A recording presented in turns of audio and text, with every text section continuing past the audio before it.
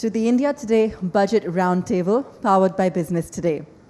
I'm your host, Abha Bakaya. I'm Senior Editor and Anchor at Business Today Television, and I'd like to extend a very warm welcome to all of you here today, including our Chairman and Editor-in-Chief at the India Today Group, Arun Puri, Vice Chairman Kalipuri, and of course, Union Minister Ashwini Vaishnav, Minister of Railways, Communication, Electronics and Information Technology. Minister, we're very honored to have you with us here today.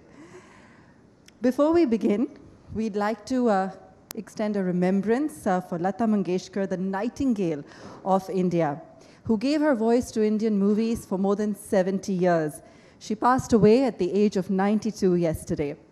I don't think the words Indian singer fully capture what Lata Mangeshkar meant for the country and how dominant a force she was in the lives of perhaps a quarter of the Earth's population and in a career dating back as far as the 1940s. Here's a number that remembers her, and that's not short of either magic or romance.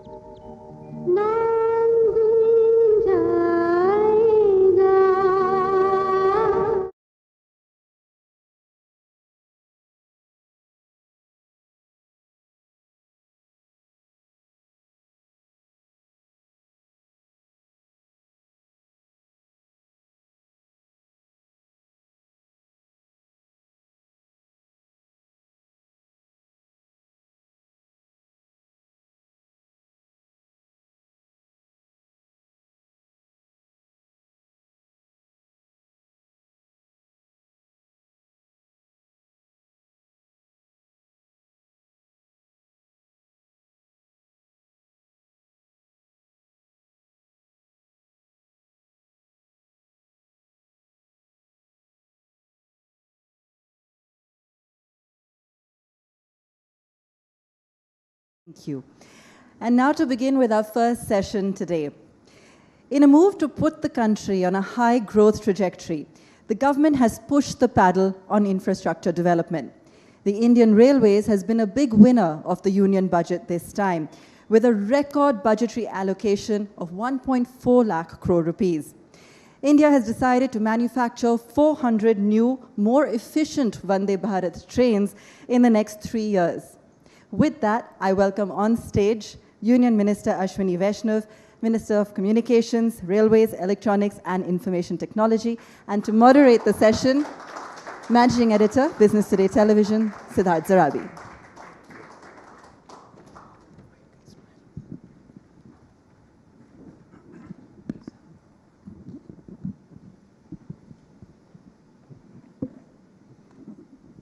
Good afternoon, namaskar. Gives me great pleasure to welcome Ashwini Vaishnav ji on stage here. Thank you very much for your time. We'll start by getting you to talk about some of the priorities that the Railways has got. As we all know, the Railways is now subsumed within the general budget, and sometimes many of the innovative things, the new proposals, the extension of lines, does not get captured fully in the headlines, which get dominated by the overall government's balance sheet. Ashwini ji, there's been a record allocation, and this continues with a trend since 2014. As you talk about the allocations, could you also give us some sense about the achievements on the ground? Because while there are visible changes that we see in the stations, and those who do travel by trains, last 2 years haven't been very good for that as well. But what about the substantial infrastructure, the rolling stock, the track and the augmentation for all those targets? Thank you very much for having me here. The record budget allocation for railways, 1,37,000 crore for capital investment. I think that's a great thing. I thank Honorable Prime Minister for that. Railways has been starved of investment for many decades. The trend started changing in 2014, 15, 16, that time frame. Capital investment started increasing. And see, why capital investment in railways is so important. There is, of course, one major part which is passenger experience, because we carry close to 8.5 billion passenger trips every year. For the country, the cost of logistics if we have to bring it down, if we have to make sure that our transportation is green, then the modal share of railways has to increase from its current 27, 26 percentage points to close to 40, 45% points. Because if there is a total railway economy, let's say, then the cost of logistics will be 5, 6%.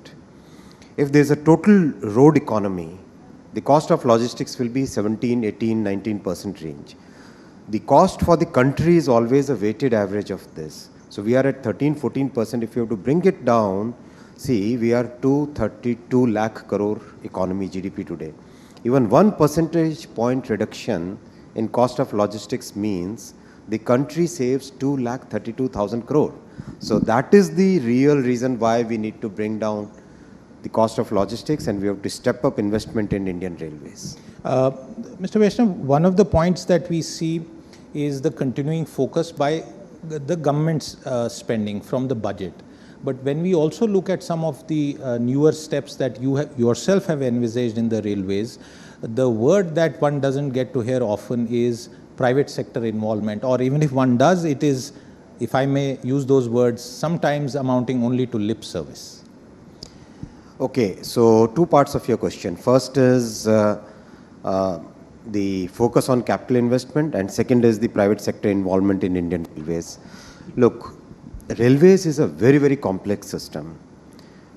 There are some countries where railway is limited to cargo transportation, like the US, like the Canada, like parts of South America, Argentina, Brazil, these countries which are very good at mineral transportation. Rest of the world, entire Europe, Southeast Asia, Japan, China, India, rest of this world is basically carrying passenger as well as cargo. Whenever this complexity comes, all these countries have government as the predominant player in India in railway sector.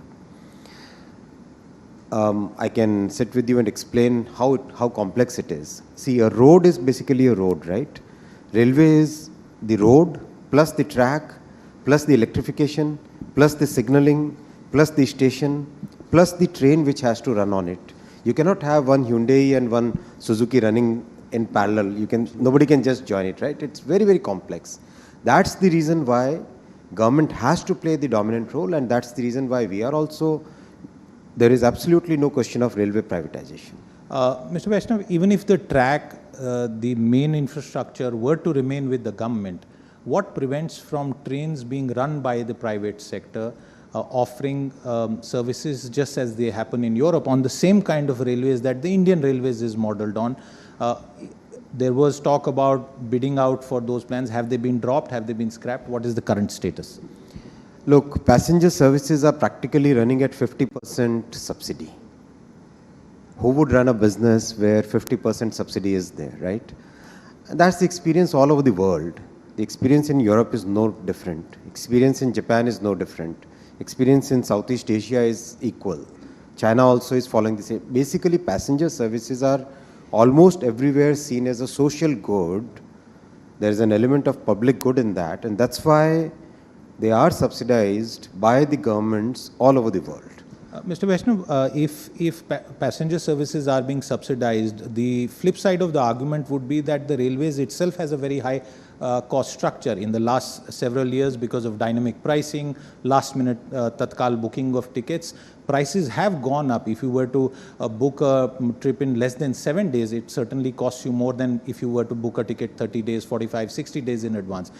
Given that, is it just that there has to be a pass-through to passengers and the railways doesn't have to do cost control?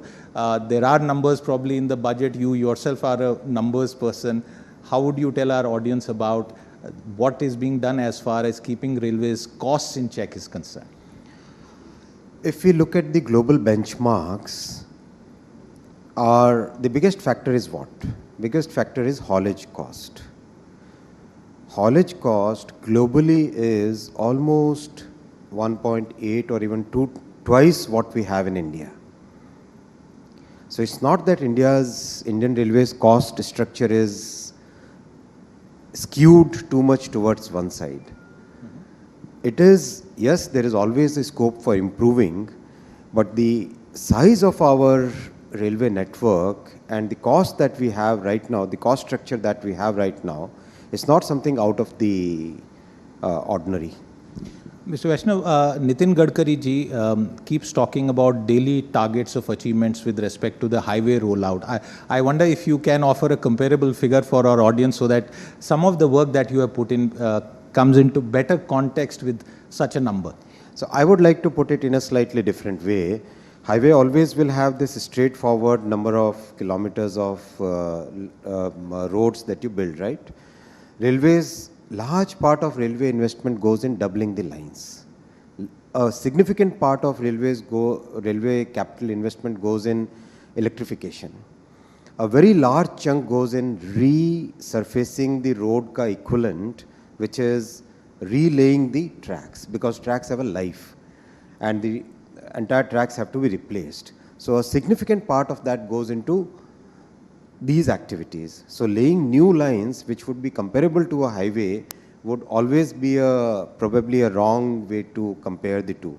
What's important is the entire passenger experience has to change. That's what Prime Minister's vision for railways is. Entire passenger experience will change with 3 elements. First is stations. We have had very good success in Rani Kamlapati station in Bhopal and in the Gandhinagar station in Gandhinagar capital station. Learning from these 2 redevelopment projects, because again, when a train is moving at 100 kmph, right? The vibrations, the loads which are there on all the structures, those are very, very complex calculations. Learning from these 2 experiments, now we are embarking on a large scale station redevelopment program first. Second, getting a totally new generation of trains. For years together, we were running technology which was 1950s and 1970s, right? 2017, Prime Minister decided that let's go for a totally new generation of trains. The trains were designed in India for 180 km per hour. It's phenomenal. There are only 8 countries in the world which have this, which can do a design of this kind of train, right? 2019 onwards, those trains started running. Absolutely good performance. Now we are scaling up, and now Prime Minister has given us the target, take this entire, raise this bar totally to new level, and a new generation of these trains has to now come, which are energy efficient. The passenger experience has to be in terms of noise, in terms of vibrations, in terms of climate control within the train, in terms of the ambience. The entire thing has to change. So stations, trains, and third is safety. You must have seen in the budget announcement 2,000 kilometers of Kavach, right? So Kavach is a fabulous train protection system, automatic train protection system, which increases the capacity. On the same lines, you can carry 30% more. Same lines, you can carry 30% more, right, while being many times more safer. So these 3 things are on the passenger side, which are going to change the way passengers experience railways. You have one of the widest portfolios, and I won't spend too much time on the railways. Just one quick final question, and this is a broader question. Years back ago, you used to see the railway minister oblige political constituencies talk about new lines. I also noticed one of the features was 1,000 rupee allocations in the railway budget in the recent past. I wonder why that happens. But the broader question is today, after so many years of the Modi government, what is the shape of the railways and what is the future looking like? Because we used to always see headlines that the railways is close to bankruptcy, it is running on fumes. How has that changed? Significantly. That has changed significantly, and the pace of change is increasing every day. There's always a inertia when you start something big. There will always be inertia, but beyond a tipping point, things start moving in a very different way. The kind of reforms which have happened in the last 5-6 years, phenomenal amount of cutting those controlled mindset wala regulations, phenomenal changes happened. The customers, the people who are associated, whether they are passengers or people who load their cargo, that has totally changed. Their experience has changed. A few years back, thinking of loading 3 million ton every day used to be something, oh, ऐसा नहीं हो सकता.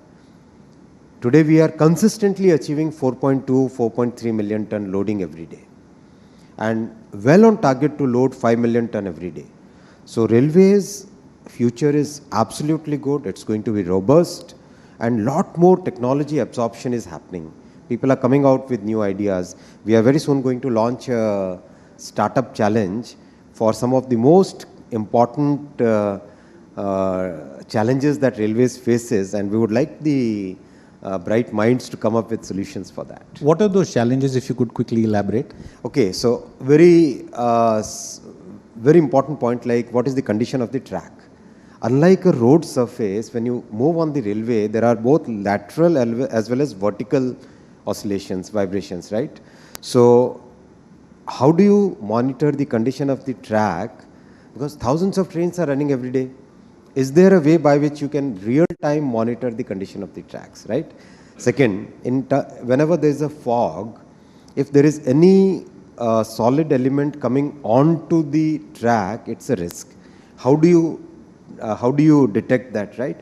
There are many such items, about 15 odd problems statements that we have listed. 5 or 6 we will be issuing the challenge very soon. It would be good reward and also continuous business for those startups. I don't want to get you to comment about what has happened, the violence that happened around the recruitment, but for the record here for our audience, for a country that has instant KYC, we are Aadhaar linked, there is so much digitization, we have some of the toughest and well-run exams. Why does this happen? And there is, of course, job unrest, the youth is unemployed, and that perhaps manifested in the unfortunate violence. What would you say to that? See, first thing is, railway job is a highly coveted job. This is something which people really want to have. So the numbers are huge for a vacancy of 35,000 odd vacancies. The applications were in the range of 1 crore and 25 lakhs. Unlike a simple enrollment or any other activity, or many people put it on the social media that if we can do an election for so many crore people, why not 1 point? See, exam is a different process. Exam, the fairness of the exam is very, very important. And I would like to highlight the entire exam throughout the COVID period also when we did it, not a single complaint about any paper leak, any manipulation. Then Railways has a very unique way that the answer sheet is then disclosed to the candidates so that they can place their objections. So those objections were received, those objections were resolved, and then came the final listing. The point of concern was not about the exam or the time frame. The point of concern was how many people are allowed to move from the first stage to the second stage. The key point of students' concern was that you have to allow unique number of people. We said 20 times, 20x is the number that we had notified. Yes. So this 20x has to be unique. So it was a concern which we have taken very sensitively. हमारी संवेदनशील सरकार है. Very sensitively we have taken. We have entered into a very wide-ranging dialogue. We have received more than 2 lakh representations so far in the last 10 days. And in parallel, we are processing those representations. Our teams have gone all over the country to meet and hear out these students. We are a government of the students. We are a government of the people at the bottom. For those students who would probably be watching this, do you think you could say safely right now that this will not be repeated ever in the future? Exam process is always evolving. I'm sure, basis this experience, the next time exams will be far systematic, far better organized, I would like to say. Thank you for that assurance. Let's move on to your other charges, and I'll start with communications. Bharat Sanchar Nigam Limited, one of the largest companies at one time, you couldn't do without that phone. This budget has a very significant budgetary allocation, well over 42,000 crore, and two aspects to this. At a time when the government has finally I don't want to use the word gotten rid of Air India, but actually given it a fresh lease of life. Is this money enough to provide Bharat Sanchar a fresh lease of life, or are you just pumping in good money in a sector and just retaining BSNL for some 70s command economy rationale? Okay, so BSNL plays a very important strategic role in our economy. Definitely it's not a control mindset, 70s as you said. Definitely it's not that. When you look at the strategic interests of the country, telecom is one sector in which you would always like to have presence of the government, first. Second, would the private sector reach out to the people who are unconnected, people living in the far-flung areas? We are a government of Antyodaya philosophy. Right from our Janasangh days, we have always believed in serving the poorest of the poor, the last person in the society. Would the private sector like to go there? No. That's why we need. If I may interrupt, sir, are you therefore saying that with 25 years of private sector companies, with billions and hundreds of billions spent, the private sector is not reaching rural India? Is that what you're saying? Absolutely. Absolutely. Take the experience, take the large swathes of area in the entire northeast, look at the border areas, look at the areas throughout Chhattisgarh, Jharkhand, Odisha, parts of Andhra Pradesh, many of these forested areas. Barely any presence of the private sector. It's only BSNL which is providing the service. But sir, then why? Yeah, please. So, BSNL was a profitable company. During the first few years of UPA But as a monopoly, sir. No, by that time already large number of players had come. But during the first, and you are a telecom expert, last time you said that you used to cover telecom in a significant way. So, during the first few years of UPA, large amount of reserves were taken out of BSNL and utilized for some other purposes. It came into a very difficult situation. 2019, the first set of support for BSNL was given, and today I'm happy to share with you and viewers, BSNL has made operating profit after many years. Now is the time when the company is stabilizing to take it to a new level. So definitely one public sector telecom company will stay. We will support it to the hilt. One quick point. Are you happy with the utilization of the Universal Service Obligation Fund? This is a fund for those of all the viewers who may not know this, which you actually pay for. It's a very sizable fund, Mr. Vaishnav, and I have seen in the past that utilization doesn't happen because even Bharat Sanchar's plan, for example, to do roll out a network in the left-wing extremism areas, it's a project for many years. Your own government gave it some life again in 2014-15, but it's perhaps not achieved what you had in mind. So the result are, I would say, it's still a story in progress. The infrastructure is now laid out. A large number of close to 160,000 kilometers of fiber has already been laid out, right? Our focus now is to make sure that reaches the house. It has reached the Gram Panchayat, it has reached the bigger villages. Now the focus is to take it to the household. That's the next step that we are working on it.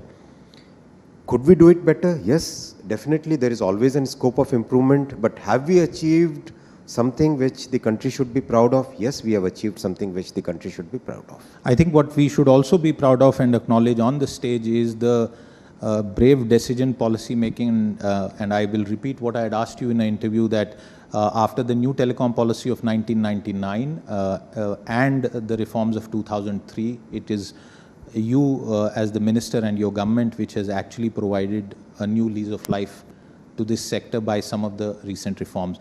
Do you think, and some months have passed since then, that the worst is behind for India's mobile phone operators, the private sector companies which were struggling with very high debt, and they were also seeing falling ARPUs? Absolutely, yes. The industry tells us that yes, the worst is behind us. They are reorganizing themselves into a new way of doing business. They are realigning their business plans. Some small little things, for example, the permission to set up a new tower. What used to take months today, and the industry participants are telling me, now it takes few hours, sometimes few minutes. So that is the level of change which has happened because of these September reforms. And I thank Honorable Prime Minister for his very visionary step, very bold step in taking forward those reforms. We are already working on the next set of reforms where many more old regulations which have lost their relevance in today's world will also be cleaned from the slate. Since you talk about old regulations, just as a small aside, I believe in the 1857 Telegraph Act, there is still a clause which bars you from owning multiple telephone connections. I don't know if that will also go, Mr. Vaishnav. But let's talk about the future, since you spoke about mobility.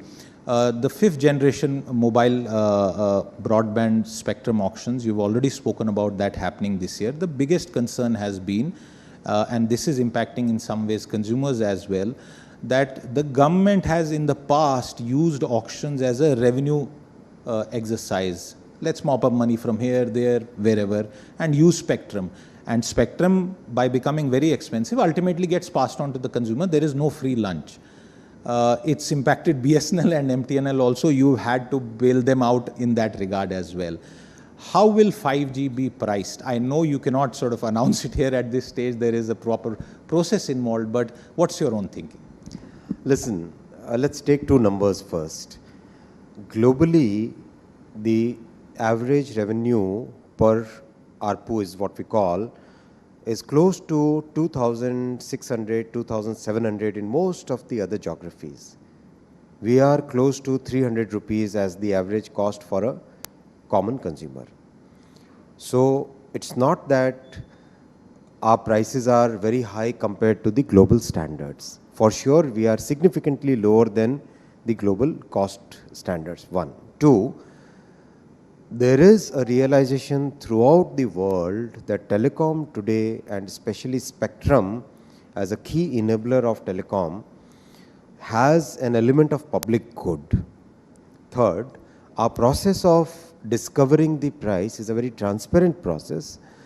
TRAI is right now going through the final leg of its consultations. It would be unfair for me to comment on the pricing, but I hope and I'm confident that the industry will be prepared for the 5G rollout. But beyond this 5G rollout, I wanted to highlight another point. Yep. See, Prime Minister gave us a target. Our entire technology stack for 5G has to be developed in India in the spirit of Atmanirbhar Bharat, has to be developed in India. And I'm very happy to share with all the viewers, after the great success of 4G core and 4G radio network, building upon that success, 5G core, 5G radio network, 5G telecom equipments and 5G handset. The success is phenomenal. By the end of this year, or rather even somewhere in the middle of this year, we would have Indian product, entire technology stack, which we prove in the country and take it to the world and challenge some of the biggest technology providers in telecom. Ladies and gentlemen, one of the key things that you must also realize, and by now, is that Mr. Vaishnav is, in fact, I would call him one of the 3 major Atmanirbhar Bharat ministers in the government, with Railways, which is a fantastic Atmanirbhar organization. Communications, you heard about 5G. We know what has happened in handsets. And now I'm turning to electronics, which is the semiconductor plan. I'll straight up ask you, is Intel coming to India or not, sir? Because, you know, this is a question that's asked always. You have to give us a definitive answer today. So, when the scheme, the semiconductor policy was launched last December, 15 December is when the cabinet approved it. Within 15 days, we launched all the schemes, we set the portal up and running. 1st January onwards, we started receiving the applications. I'm very happy to share with you that the response has been phenomenal. Throughout the world, the big players in semiconductor industry have noticed one very major thing which is different compared to the rest of the world. We have given a clear assurance and a roadmap for 20 years, which is very different from, I'm willing to put in so many billions of dollars, please come to my country kind of approach first. Second, we have looked at the entire picture, not just silicon fab, but display fab, compound semiconductors, design ecosystem. Above all, which the entire industry is appreciating, is that we have committed to prepare 85,000 semiconductor engineers and we have already shortlisted the institutions in which they will work, they will be trained. We are working with AICTE right now to prepare, to finalize the course curriculum. It's something which is going to last, which will strengthen our country's economy for many years. That's the vision of Prime Minister. When he called me and said that, Ashwini ji, सोचो 20 साल का सोचना है, हमें 4-5 साल के हिसाब से सोचना ही नहीं है, because this is an industry where if you lay the foundation today, you will start getting the results in 3 years, 4 years, 5 years down the line. And if the results are good, foundation is strong, the results will continue to give us buoyancy for next many decades. So that's the thought process. I wouldn't take name of any company. Yes, there is keen interest from almost all the major participants. And I'm sure we'll hear something more about that. For the viewer, how do you explain wafers, chips and fabs very simply? These are obviously not potato chips, but they're very important. By one reckoning, $10 billion worth of chips are imported annually as part of the overall electronics import. Would you care to throw I wish I had my wafer with me right now. So, minus the wafer, okay, so wafer is like a CD. You look at a CD, but just imagine in your mind a CD that is no longer in existence these days. That's the wafer, right? On the wafer, very small chips are etched. They are printed on it. Then each one of them is picked out in a very complex photolithographic process and then put it inside a chip. Chip is that black thing that you see. Then its legs and the body are prepared. That is put on the circuit. That circuit then finally goes into the all the devices, the microphone that you're holding in your hand, the mobile phone, this camera, all this equipment, that circuit goes. So that's the way it works out. And it's the real chip, it's not the chip that some people thought would be inside a currency note. Before I move on, I just want to ask you one more point, because that is also, people may not realize, a part of your charge. Is there a postal stamp that you will be issuing for the great Lata Mangeshkar? Definitely, yes. Okay. Well, I'm glad you have announced it at the India Today Forum. Let's move on in the time that we have left now towards information technology, and I'm skipping a few questions that I had in mind.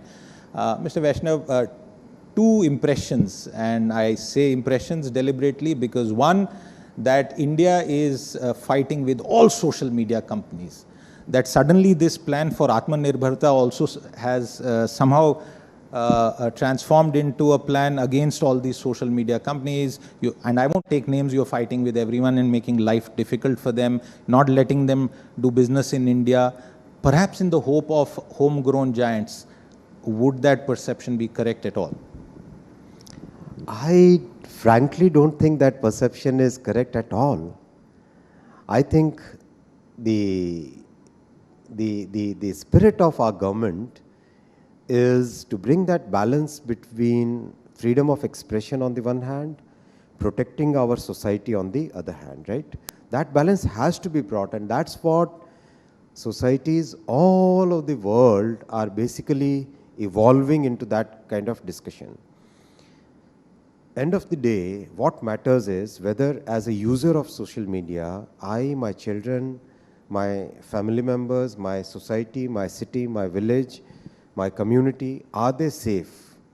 Because in the yesteryears, in your magazine, India Today, an editor would always take out the stuff which is not good for the society, which is not publishable. In today's world in social media, there is no such control. There is no such editor. So self-regulation is the first step, which is very important, and that's what the regulations of 2021 that were published, those regulations basically put the onus on the platforms that, please, Mr. Platforms, you start your self-regulation process so that if somebody is trying to put something which is not good for the society, you remove it yourselves. And if somebody has a complaint against you, then you create an institutional mechanism for redressing that grievance, right? That is what in a nutshell, that is 2021 guidelines. We have evolved over that. Today there is a consensus building up that the accountability has to increase, so that increasing the accountability. Even the social media platforms are saying this. Yes, we definitely would like to increase our accountability, because end of the day, we wouldn't like to be seen as multipliers of a problem. We would like to be seen as multipliers of ideas, as propagators of good thoughts, rather than trying to increase the negative value in the society. Have the guidelines worked?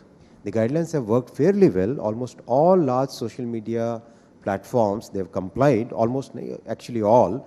They've all complied, and in fact, I've said it in the parliament itself, and I showed the compliance reports. Good thing is, we said that, okay, you don't have to report. You just publish your compliance documents on the websites, on your own platforms. And people have downloaded and seen that. The flip side argument is that why should the government be sort of trying to police? These are my words. Absolutely not. There is no question of policing. It's, again, I'm saying self-regulation.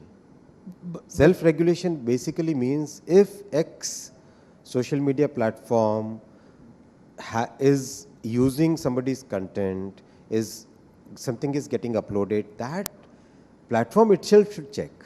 But just to complete that point, but why regulate? If I am uploading personal pictures, if I am putting out everything, my birthday, anniversary, other celebrations, then why should I not be the one who is responsible for the data? Why do I need a government which is yet to come up with a privacy law, a foolproof major, global standard privacy law step in? So the examples you gave are great examples. Birthday pictures, your own picture. I'm sure you use social media. There is a significant chunk of content which would be exactly opposite of what you are saying, what you mentioned, right? What is the impact of that content on the society? So question is, yes, I agree with you, the people who are uploading that data, they also have they have actually a bigger responsibility. But the media is today provided by the tech companies. For example, if I have some grievance against somebody, I go in a closed room within the four walls, I shout whatever I want to shout against whatever that grievance is. It's okay, fine, nobody is affected. But in social media, it's affecting the entire society, because it's visible to everybody. It is getting amplified by technology. It's amplified by the reach of that. So that's the reason why self-regulation, accountability is important. Mr. Vaishnav, even in some recent instances of violence, do you think the effort that the government has made has worked? Because a lot of misinformation was spread through these platforms without taking names. So the point I'm trying to ask is, are we doing enough, or is it a halfway house? Did you pull back after you got sort of a global backlash, or at least a backlash from these tech companies themselves? They always talk about the algorithm. There is no editor. So why not then just say that for in an India operation, you need a proper newsroom kind of structure. You need a editor who is responsible under a PRB Act or whatever, and hold them fully accountable. Why a halfway house? See, whenever a new technology comes, it evolves. There's nothing like this is a piece of specs. This has got developed over so many centuries, and today it is available, you can buy it. Social media is something which is evolving, and society's response to this platform is evolving, not just in India, all over the world. This is such a fluid situation that we have to mold ourselves according to the situation every day. So that's where the world is moving, and we are also moving in that very same direction. By when do you think we'll have the personal, the privacy law in place? There is an elaborate process, standing committee discussions. Can we expect that anytime soon? And it's not your charge, but can it go the crypto bill way? It came, it didn't come. Is that likely? Listen, the parliament is in session.